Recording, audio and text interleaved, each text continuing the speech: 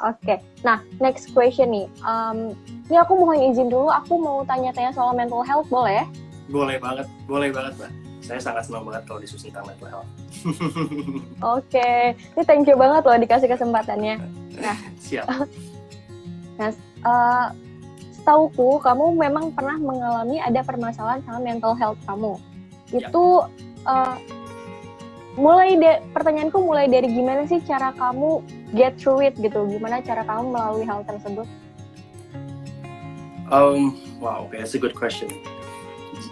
Pengalaman saya dengan mental health cukup kita menarik tahun-tahun sebelum tahun ini ya. Mungkin pertama kali saya mengenal mental health mungkin di sekitar tahun 2013. Cuma di situ saya juga masih sangat awam banget ya. How did I get through that mental health episode? Mungkin understanding dulu sih yang paling pertama sih, Mbak. Understanding apa sih sebenarnya yang saya alami. Lalu sejauh mana saya bisa cope with it gitu. Tapi ketika kita ngomongin mental health, tentu di sini saya berbicara dengan pengalaman pribadi saya gitu, karena saya tidak punya background tentang mental health ataupun psikologi atau psikiater gitu. Tapi tentunya ketika saya pada saat itu saya merasa memang ada sebuah permasalahan mental health di dalam saya, I seek for help tentunya. Vokal terhadap isu ini terutama kepada lingkungan sekitar saya, yang paling pertama adalah keluarga, dan alhamdulillah mereka juga sangat mendukung saya gitu. Tentu langkah-langkah selanjutnya adalah mencari orang-orang yang mempunyai kredibilitas terhadap isu ini seperti psikolog ataupun psikiater, dan memang it's a huge step ya Mbak ya, untuk kita bisa keluar dari zona nyaman itu, apalagi isu mental health di Indonesia ini masih sangat dipandang sebelah mata yang pertama, lalu masih terlihat sangat tabu sekali gitu loh.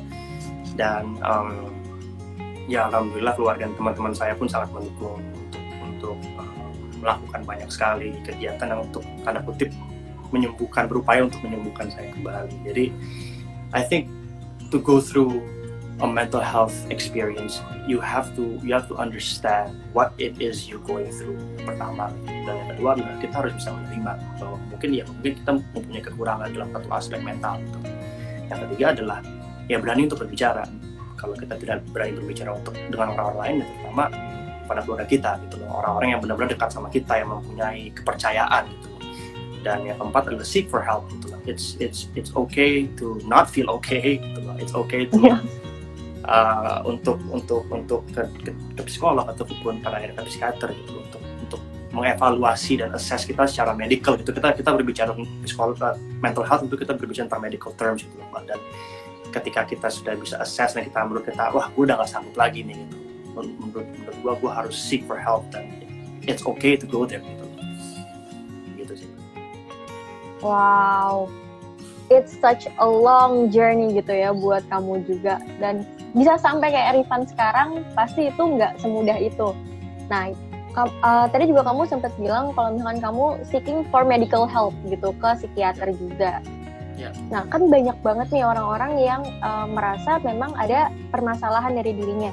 Nah, kamu pertama kali kamu ngerasa okay, ini ada masalah nih sama aku gitu kan. Dan kamu bisa menyebut diri kamu ada permasalahan mental health itu apakah diberitahu oleh psikiater atau psikolog, atau memang kamu searching dulu pribadi baru kamu nanya ke psikiaternya? Ini pertanyaan bagus sih Mbak ya. Jadi saya semaksimal mungkin tidak self-diagnose atau self-assess, karena ya seperti saya bilang, saya tidak mempunyai background ataupun pendidikan atau ilmu tentang mental health atau tentang psikologi atau kedokteran jiwa lah, kesehatan jiwa lah, dan mungkin titik dimana pada saat itu saya berani untuk ya approach secara medical gitu adalah ketika saya merasa ini bukan gua nih gitu, ini sudah melebihi kapasitas gua sebagai manusia gitu, dan pada akhirnya ya melalui para pakarnya lah saya mengetahui ternyata banyak sekali tipe-tipe mental health, dan tidak seperti yang kita lihat selama ini gitu. Banyak sekali cabang-cabangan mental health yang mungkin sama sekali saya tidak tahu pada saat itu, dan ya tentu saja itu membuka wawasan saya juga untuk mengenal saya lebih mendalam lagi, dan ya tentunya bisa menerima, itu yang paling penting sih, bisa menerima bahwa I maybe have some sort of mental issues yang mungkin saya sebelumnya nggak tahu gitu. Karena menurut saya membawa ranah mental health dan kesehatan jiwa dalam ranah publik itu agak sedikit menantang, ya, agak sedikit rancu ya. Satu sisi kita ingin meningkatkan isu ini kepada masyarakat, tapi tentunya kadang menjadi bumerang gitu ketika isu ini dipakai untuk komoditas dan dipakai untuk ya self-diagnose yang mungkin banyak sekali orang saat ini mengalami gitu sih Mbak. Jadi mungkin my advice is if you feel like you are going through something, seek for help gitu. There's nothing wrong about it gitu loh. Stigma bahwa mental health itu adalah something different itu harus sama-sama kita basmi, kita sama-sama kita harus tackle gitu loh. Jadi I think that's the answer to that. Okay. Nah, terus if you don't mind to answer this ya, kalau misalkan kamu ngerasa ini nggak mau kamu jawab, kamu boleh pas aja. Yeah. Sebenarnya apa sih yang men-trigger sehingga kamu mengalami hal tersebut gitu? Apa sih triggernya? Cukup banyak pengalaman hidup yang melebihi kapasitas saya sebagai manusia sih. Saya percaya everybody has a breaking point, everybody has takaran mereka masing-masing gitu. Mungkin saya dan Mbak Adel juga mungkin kita mempunyai takaran pain tolerance yang berbeda gitu. Mungkin Mbak lebih kuat dalam satu aspek dan saya bisa kuat dalam satu aspek, dan I think it's completely fine for us to feel like that gitu loh. Dan ya pada saat itu ya saya merasa ya saya kekurangan dalam satu aspek, which is ya mental health saya. Oke. Nah, tadi juga kan kamu sempat nyebut kamu didukung juga nih sama keluarga gitu kan. Yes, keluarga kamu mendukung kamu agar kamu bisa lebih baik gitu kan, bisa membaik gitu kan. Nah, kalau misalkan kamu sendiri nih, ada nggak sih hal yang keluarga kamu lakuin gitu loh yang bikin kamu ngerasa oh my god, I'm so blessed gitu loh. Aku beruntung banget ada di sekitar mereka, keluargaku atau mungkin orang-orang terdekatku gitu.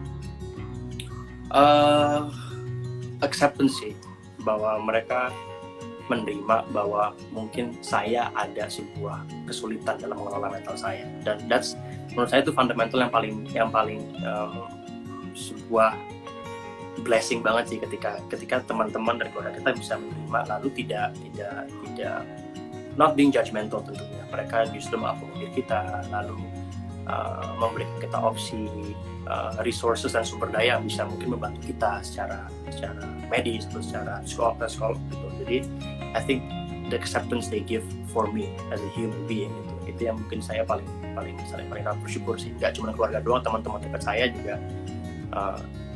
bisa menerima itu, dan itu nggak mudah gitu, apalagi ketika kita berbicara tentang mental health dan isu kesehatan jiwa. Nggak semua orang mengerti dan memahami gitu. Bahkan saya pun sampai detik ini masih sangat banyak belajar tentang isu kesehatan jiwa dan kesehatan mental gitu, dan untuk mereka bisa accept dan menerima dan membantu dalam proses tanda kutip pemulihan. I think that's a blessing yang saya sampai sekarang sangat syukuri sekali. Wow. Nah, kalau misalnya untuk pertanyaanku selanjutnya nih kan sekarang nih saat masa pandemi ini kayak kita sebenarnya ngelihat nih banyak banget orang-orang yang jadi ngerasa dirinya berubah gitu loh, karena kan mungkin ngerasa terkekang di rumah atau mereka nggak bisa bebas melakukan hal yang biasa mereka lakuin dulu gitu kan. Yeah. Nah, kalau misalkan menurut kamu kan sekarang banyak yang mungkin kesannya kayak self-diagnose kali ya. Jadi kayak merasa dirinya ada permasalahannya dalam dirinya gitu kan, mungkin jadi lebih insecure atau yang seperti itu gitu. Kalau menurut kamu nih cara untuk menanganinya gitu kan, itu kira-kira gimana sih? Like the simplest thing. The simplest thing is probably make yourself feel comfortable. Itu paling pertama sih Mbak. Ketika kita merasakan discomfort dalam jiwa kita gitu. I think the simplest thing for me personally gitu ya Mbak, is to find the comfort gitu. Apa sih yang nyaman yang harus gue lakukan untuk bisa menangani itu gitu. Itu paling sesederhana mungkin sih itu sih Mbak gitu loh. Ketika kita terbatas ruang geraknya saat ini, kita tidak bisa kemana-mana. Oke, kita sesederhana apa sih yang bisa kita lakukan untuk setidaknya tidak menyembuhkan tapi memudahkanlah gitu, memudahkan apa yang kita rasakan. Jadi ya ketika mungkin saya overwhelmed dengan kerjaan, saya overwhelmed dengan tugas kuliah dan sebagainya, if I want to take a break, as simple as that, menurut saya do it gitu loh. Karena banyak orang saat ini saya lihat they're overdoing themselves dan mereka tidak they don't prone to take care of themselves gitu loh.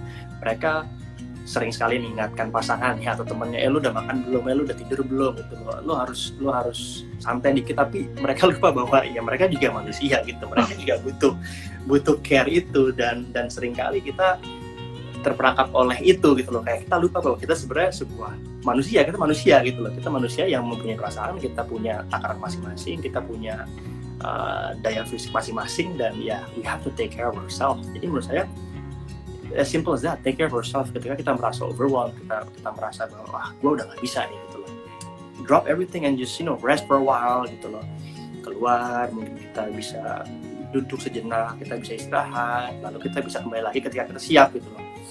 Jadi menurut saya the simplest thing yang saya sudah terapkan pada masa pandemi ini gitu loh, apalagi jenuh banget kan di rumah kan, hampir setahun di rumah. Betul. Terus gitu kan, ya mau nggak mau kita harus ya mencari kenyamanan itu dalam lingkungan kita juga. Jadi misalnya kalau saya sekarang suka journaling, atau sekarang suka menanam atau ternak lele. Ya, wow. Hal-hal yang sebenarnya kayak wah gue nggak percaya nih sebenarnya ini bisa memberikan sebuah perasaan ketenangan atau kebahagiaan. Hal-hal sederhana aja sih. Wow. Jadi kamu dapetin kesenangan itu malah dari hal-hal yang nggak pernah kamu duga ya? Iya, exactly. Oke. Nah, mungkin itu tadi pertanyaan-pertanyaan aku soal mental health. Aku mau balik ke tanya-nanya soal karir kamu nih dalam bermusik, boleh ya? Boleh banget, Mbak. Nah, kamu kan dulu tuh awal-awal sempet sering cover-cover lagu nih di YouTube. Yes. Nah, kamu ada niatan nggak sih untuk kayak cover-cover lagu lagi? Karena banyak banget kan nih fans-fans kamu yang ngerasa kayak boleh nggak sih kamu coverin ini, kayak banyak banget saran dari mereka. Nah, ada nggak niatan kamu buat cover lagu lagi? Kalau cover tentu tidak, saya tidak pernah menutup kemungkinan bahwa saya akan melakukannya sih. Cuman pada saat ini saya lebih ingin memperkenalkan karya-karya saya untuk mereka gitu. Tentu sebagai musisi saya sudah bisa dibilang berevolusi lah ketika bermusik itu loh. Dari saya awalnya memainkan musik orang lain, dan pada akhirnya saya percaya bahwa karya-karya saya bisa diperkenalkan oleh para pendengar. Jadi kalau kita berbicara tentang mengover musik tidak pernah menutup kemungkinan. Cuman tentunya pada saat ini prioritas saya adalah untuk bisa memperkenalkan karya-karya saya kepada orang lain. Karena banyak sekali orang-orang yang mungkin belum mendengarkan karya-karya saya, dan I think it's my job right now untuk bisa spread the word of my music. Wow, pokoknya nanti untuk yang viewers video kita, nanti kan videonya bakal naik juga nih di YouTube gitu kan. Nah, semoga video-video ini bisa bikin orang-orang lebih tertarik lagi nih buat nontonin, terus buat denger lagu-lagu kamu juga, karena benar-benar message-nya tuh ada gitu kan. Lewat. Terima kasih sudah menonton video ini. Jangan lupa subscribe dan aktifkan lonceng notifikasi supaya kamu nggak ketinggalan video terbaru dari Grit.